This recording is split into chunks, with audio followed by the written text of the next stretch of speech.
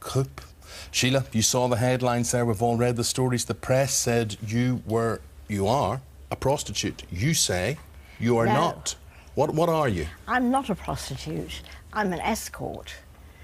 And I go out with gentlemen. I attend the opera with them, or I go out for dinner with them, but I'm not a prostitute. But you do charge them, though? I do charge them, yes. What do you charge them for? I charge them for my time. What do you do during your time? And during my time, we maybe sit and talk, we may go out for dinner, we may go to a cinema. And you may do other things. And we might do other things, yes. Does that not make you a prostitute? No, it doesn't. Why? Because I'm charging just for my time, and I just don't feel that I'm a prostitute. Do you do anything off the meter? You know, it's like a taxi cab. I mean, do they only get these services when they're paying, or I mean, if they were not paying, would you be as friendly with them as you claim to be? Yes, I would be. Why not?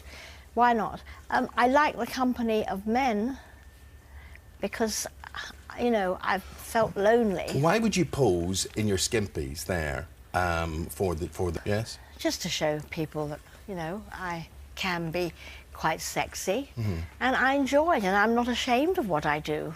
You're obviously not ashamed of what you do, and you're here to talk about it, but it seems to be your family are, and seemed quite embarrassed, and now you really don't speak to them.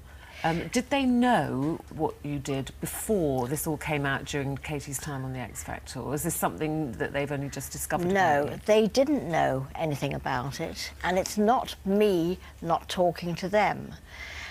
Yes, it must have been a shock to them, but they were very, very judgmental, I think, and they decided that they weren't going to talk to me. But unfortunately, the family disown me now, except for one of my daughters, Josie, and my grandson, Danny, who were not so judgmental. Can you understand why they're so upset? That it's not something you really ever expect to find out about your grandparent or probably approve of? No, I agree, but it's circumstances that's actually brought this to light, because if these circumstances hadn't happened, this would never have come about. How did it happen? Did someone blow the whistle on you? Yeah. I got stitched up by News of the World reporter, unfortunately, and this is how they were. So they had your family had no idea? No, they had no idea. Well, that's a bit of a surprise, isn't it? My mum's the same age as you. Yeah. So she is. And actually, there's things you wouldn't want to find out, basically, by and large. But you see, I just wonder, do people object so much about what you do, or are they objecting to your age and you doing what you do? Do you think that's what it is? No, I think it's... Yeah, probably it's my age and what I do. And I think I'm quite unique at my age to do what I do. Incidentally, let's follow up on that. Is she unique at her age in doing what she does? Email us this morning if you can at 82, or 83 you'd have to be to beat you. So let's find out about that this morning. And Sheila, why do you do what you do? How did you start? You know, why did you become an escort in the first place? I started because I live on my own, and I was feeling lonely, and I do feel lonely. I've had 2 marriages, 2 very happy marriages. Unfortunately, they both died of illnesses, and it upset me very much. And then I'm on my own in my flat, and I'm thinking, well, you know, I would like to have a bit of male company. I've always enjoyed male company, right from a little girl. But then people would say, well, why didn't you join a bowling club and go on an art course? You can meet nice gentlemen who would still take you out for dinner and take you to the opera. Yes, but that's not quite me. I'm a bit more outgoing, I think, than that. Well, very much more outgoing. Yes, If you're so outgoing, you starred in an adult video called The Great British Granny Bang, which is not one I have in my collection, but I mean that's pretty. I'm glad you didn't have that in your collection, because this is something that I think there are times we all do things we regret what we've done, right? And I shouldn't have done it, and I'm not happy about doing it, and I just don't want to remember it.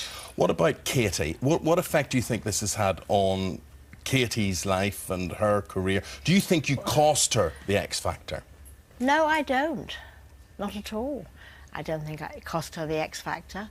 I think, if anything, because this has all happened, this is what's happened to me. What's it cost you? It's cost me a lot. It's cost me my family.